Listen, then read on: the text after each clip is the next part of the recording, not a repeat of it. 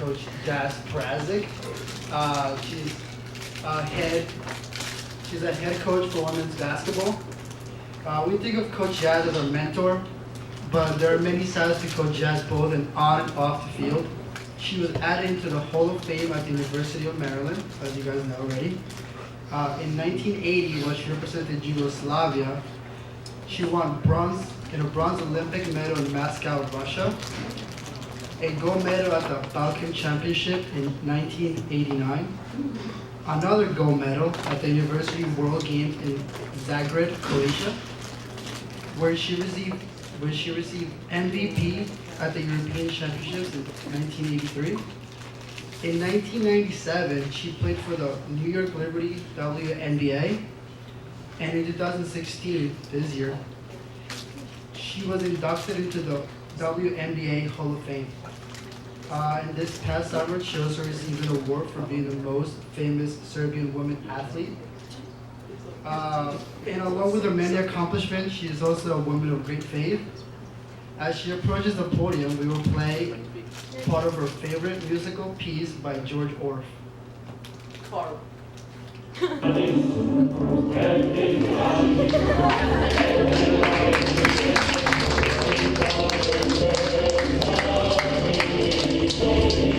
right, one more round of applause. Here's Coach Jazz.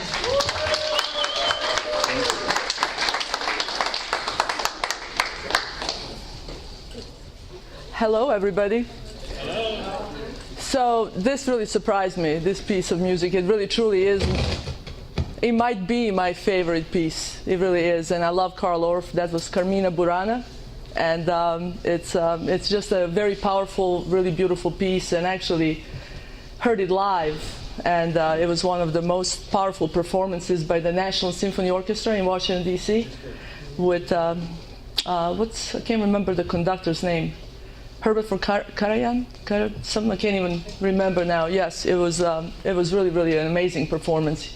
When you hear and when you experience some of the most beautiful things, just like if you see the most beautiful piece of art or sculpture or any beautiful experience, you really need to only see it once. And it stays with you forever, and for decades later you think about it and you can remember different parts of it that really, really resonate with you. And of course now I got sidetracked, and that is really what I'm famous for, getting sidetracked. And before I even start, and I know how some speeches are and people sometimes get bored and things like that, so I will try not to be boring. But first of all, I do have some of my players here, and I don't know why Destiny is here, because she has homework to do. So she really should be in the library. She should be studying right now. So, and I do have, who else should be studying? But Destiny, definitely. Definitely. All right. So, guys, I was, of course, and I think everybody who is asked to come and speak at this gathering, well, first I thought, because of latte thing, that's why they asked me. Since my little cappuccino machine. And I do invite everybody to come in, because really that frother is one of the best. And I always like to prepare different things just in case my coaching doesn't go really well, so I can have a little side business. I might be opening a cafe just in case you guys are actually responsible for that. We could have had a lot of fun tonight, but last night we lost by 2. And I wish I could, because they're all here, I wish I could say it was them, I could say the referees, I could say the other team was great, but actually I made a mistake. So, there. All right, guys, that's it for tonight. Unfortunately, no, I'm just kidding. So, guys, I really, again, honored and really touched by this opportunity. I didn't think I was somebody who would be really great for this, and I will tell you a little bit about my background and why, and mostly because of my struggle and constant questioning and kind of going back and forth, and I'm sure that happens to a lot of people. But the way my life has been and the way that my life is going, it's really hard for me to question anything. It's undeniable that there's something much stronger here at work, and especially being on this campus. And I think many of you probably felt that This campus just really has something special. I don't even know how to put it into words, but I do have to tell you before I go further about my background and why that struggle and how it started. So yes, I am from Serbia. That's the name for the new country, as my country that I was raised in, that I was born in and raised, was it split up. It had 6 states, they're called republics, and 2 provinces, and all of them, except for Serbia and 1 province, are now different countries. It was a very interesting country. It's a beautiful country, beautiful people, very, very diverse, many different cultures because of the historical things that have happened. Sometimes you could go, for example, if I just mentioned Sarajevo, many of you have heard of it. There's nothing, it was so amazing to go downtown Sarajevo, and it's like this crossroads of basically like all civilizations right there. You are listening and you can hear some of the craftsmen, the handymen, they're making some copper things and those little, I don't even know what they're called, like for Turkish coffee, stuff, and they're making them right there. You hear them like banging and doing stuff, and then you hear things from the mosque, and because there's a huge Muslim population, and then next door you hear from a cafe or a little corner pizza place, you hear American music, or you hear the popular techno, European techno music playing, and it's amazing to hear so many civilizations right there at one time, and it's a really interesting place. So I grew up in Yugoslavia, Yugoslavia was a communist country, and you know how you can make jokes about yourselves, right? But if someone else makes a joke, like for example, like ethnic jokes or things like that, it's not right. Well, that's how I was protective of communism when I first came to the United States. So even though I knew that things were not right, still when people would tell me, oh, you were just brainwashed and this and that, of course, I was getting angry about the whole thing. So in a communist country, religion was basically prohibited, even though some older people were allowed to go to church. Now, we had many different churches, but almost you could not find anybody ever in any of the churches, just old people who were usually ridiculed and really made fun of.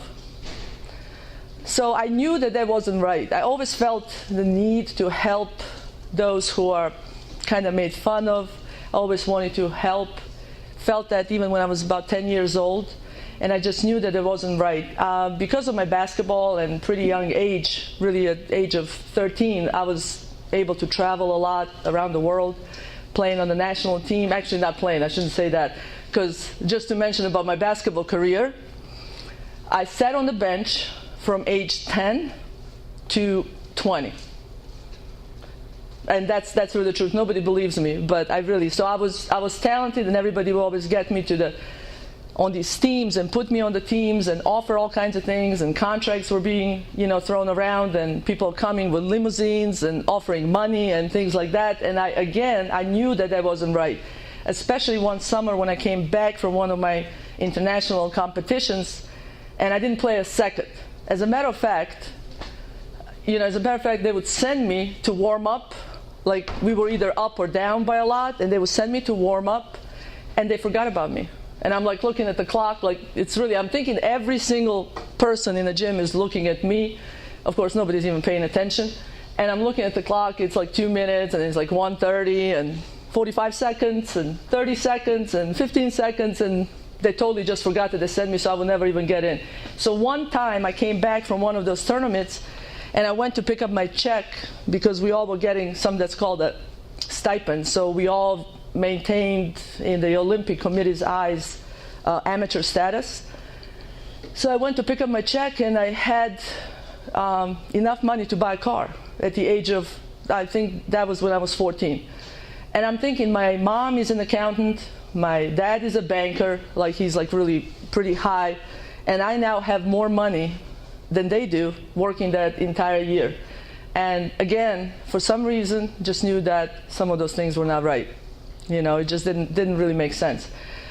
So this whole communist part of it is also that my grandmother was a God-loving woman. She was really she always had her Bible, and she was, thank God, always praying for me, because I needed the most of those prayers, believe it or not.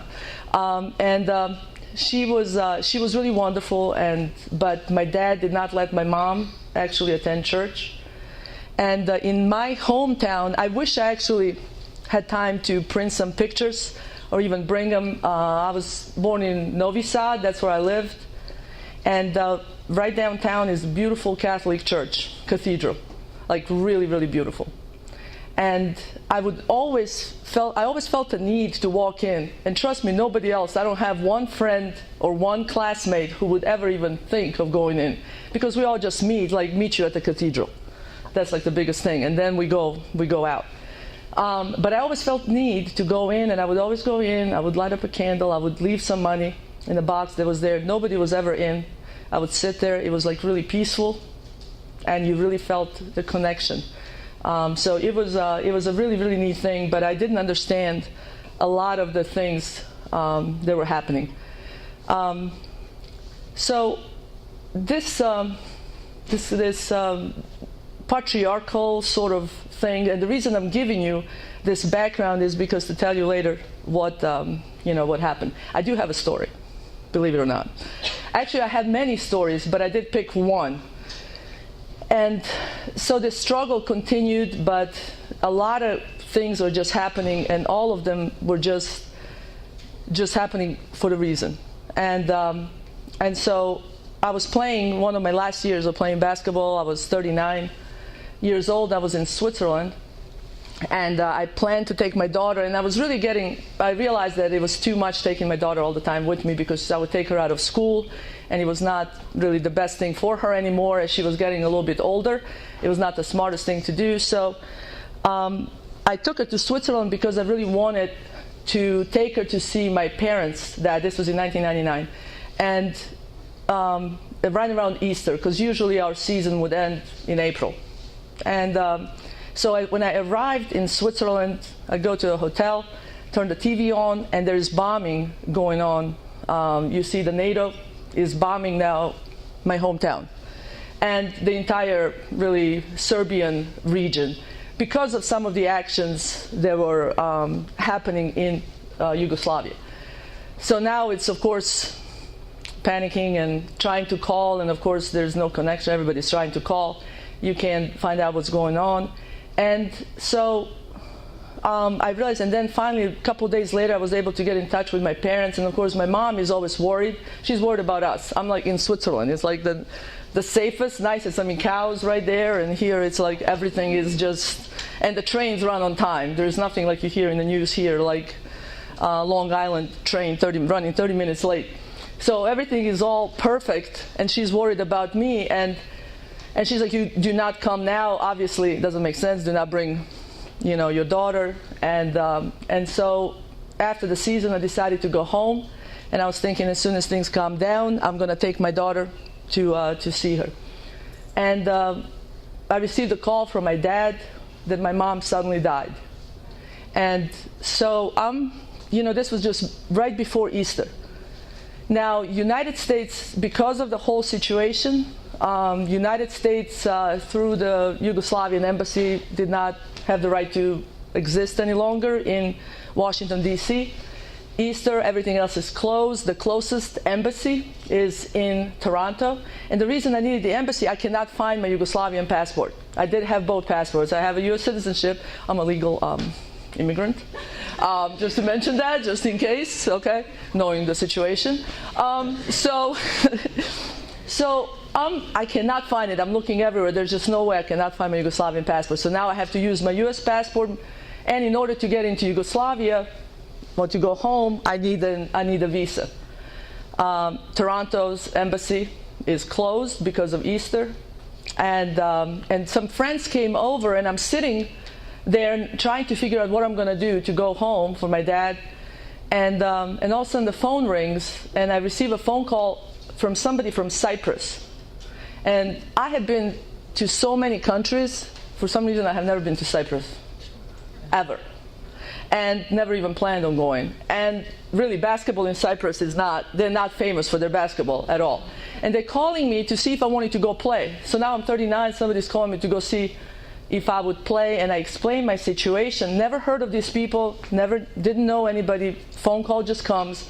And I'm like, maybe I can find somebody for you, this is the situation. They said, well, you please come, we can take care of everything. I said, like, this doesn't make sense. I probably will not continue to play. No, you can come. We can take care of everything. We can get you to Serbia, or it was still called Yugoslavia. And so even though I tried to pay for everything, I tried to do everything. I begged them to tell me this, and that. Never heard of these people. They're sending a ticket. I go to the airport next day. There's a ticket. Like, I really was not even sure until I got there that there's going to be a ticket. I go to the airport. There's a ticket in my name. Flying through Athens, and then I don't even know how to pronounce in English, Nicosia, I don't know. Flight from Athens to Nicosia, okay? And that's the capital city of Cyprus, the Greek side. And I go there, they meet me at the airport. They immediately take me in a car to this party. And some guy comes over, they take my passport, and the guy that comes over is the ambassador, Yugoslavian ambassador in Cyprus. He gives the passport to this lady that comes over. Now everything is like just Twilight Zone. And so he gives her the passport. About 30, they take me, they're talking to me. I actually managed to get in an argument. I always get in an argument with some Serbian guy over basketball. And American versus European basketball. I mean, that's like the favorite topic. So now I'm arguing with him over basketball and why American basketball is better, and I'm talking about defense. We're arguing. 30 minutes later, my passport comes, there is a visa, I have everything. They take me to the Holiday Inn, spend the night. The next day they come, they take me to the airport. I have a flight to Belgrade, non-stop flight from Nicosia to Belgrade. And really just the whole thing completely amazing. On my way back, I'm flying back, and I told them I'm not going to be, I was able to, attend everything, and I was there with my dad for about 10 days. And on my way back, I decided to, talk to them and explain that I'm not going to be playing probably any longer, although I lied. I did go to play one more year. I just, that was a mistake, but I just, when you're an athlete, it's really, really hard to stop. I quit playing basketball probably like 52 times. And it's like really difficult, and I looked really bad at the end of my career, but I didn't know that then, so I kept going. But so I go back and I tell him, maybe I'll get you that player a friend of mine has, and but I can't stay. Try to offer him money. They're refusing everything, taking me to the airport, and I fly back. And I remember my flight was for some reason to Athens, through Detroit, back to Washington, D.C., because that's where I lived. I lived in Bethesda, Maryland. And that was just like really an amazing thing. And so all my things I can't even tell you how many stories like this I have. It's constant. And I realized that no matter what I do and how I question so many things, and I just have a habit of questioning everything anyway. So it's hard to stop when it even comes to important things. But this and so many other things makes it so hard to deny that there is a presence that is bigger than us. And it's such a loving presence that's everywhere. And how beautiful it is to be here. And how beautiful it is to see so many young people that are here. And this school, again, because I think about it all the time, and why I am so about education is because I did not pay that much attention to education, although I had a really great foundation because of where I grew up in Europe, and we do have quite a bit of additional curriculum than some of the high schools here. But it is really important that each individual takes the responsibility for what they are getting out of this. The most important thing is your education. That really is. The sport cannot compare. And I have that big trophy for the Hall of Fame sitting in my office, and I'm trying to explain to people, I cannot just go to an office and put it on athletic director's table and say, hire me, because you still need to show your diploma. Sports definitely can help you with your work ethic. If you're doing it right, like, you should not be, I overslept, didn't hear the alarm, things like that. But work ethic, perseverance, knowing that if you put in the work, you can achieve anything, and anything is really possible. Dreams are definitely possible, but only through action. It's really important not to forget that action is the most important thing. As far as leadership, also leadership, again, it's action and not a position.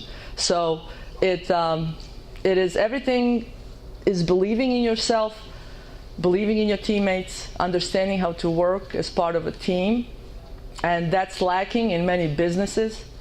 And it's one of the most important things, because it's so easy to just find value. I mean, I have, washed dishes in our sink over there in our offices, and I don't mind. I mean, just any little thing that you can do to help and you find value, you don't have to look for big things. And when you do little things every day, it becomes a habit, and then great things come about. I can't put it into words, but this school really does resonate with me on many different levels, and it's such a beautiful place. And I just know that I'm definitely here for a reason. And for example, Destiny having to go study, and I will make her go study. Maybe I'll take her to the office and doing homework with her. But it is a beautiful place, and it's true when you guys said that I think that this is the best school in the entire universe. I actually believe that. But as I drove in and saw the signs, which I have seen on many different universities, Catholic universities, I've seen signs when I went to see Fordham, and you see beautiful campuses and things like that. For some reason, and again, I don't know how to, maybe it's because English is not my first language, maybe that's why I don't know how to put it into words. For some reason, these signs here, people actually live these things. There are people here who live this.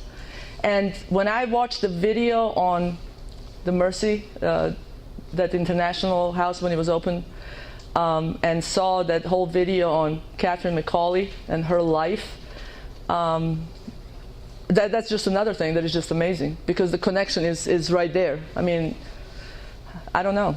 Should I switch to Serbian now? Serbo-Croatian, or whatever language we are now called? But just it's visible everywhere, but it's a feeling. It's really a feeling. And that's why this thing is, like I said, I can't deny so many things. It's not something you look at with your intellect, but with your heart and with your soul. And that's why you can feel it. And that's why if you guys just take time and listen and feel things, God will speak to you, always. And it's very different, because I do have to add that I may not win any records on prayers, number of prayers, but I do thank God every day, multiple times. And I'm extremely grateful for so many things that happen and so many opportunities. But I did have a prayer while I was at Monmouth, when everything was perfect. Had a great job, to add a great salary, before I came here. And everything was really perfect and going great. And I can always find great things about every place. I mean, I enjoy everywhere I go. But when I drove on this campus and when I look into taking this job, there was something that just I could not say no to. And I am so happy to be here, and I'm so excited to be here. And I know you guys are excited, because tomorrow we're going to run, because Destiny's here and she should be studying. See, I get stuck on things like that. And again, just thank you all for being here. And again, it's so wonderful to see so many young people with a strong faith. And you guys, I think our future is in really, really good hands. But thank you all. Thank you so much for this opportunity.